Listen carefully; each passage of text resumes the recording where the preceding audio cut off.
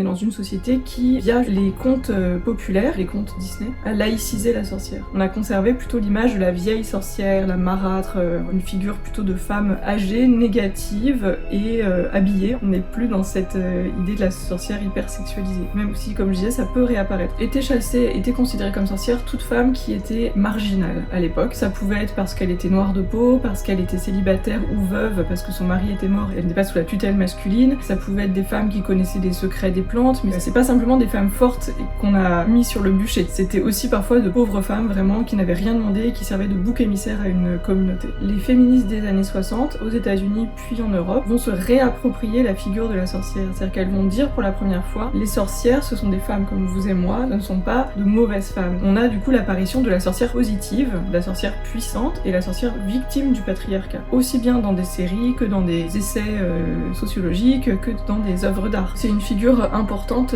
d'identification pour réécrire une histoire féminine, des mythes, une histoire féminine de la littérature, une histoire féminine de l'art. Les femmes puissantes n'arrivent pas comme ça au XXIe siècle, elles ont toujours été là mais on n'a pas su les voir.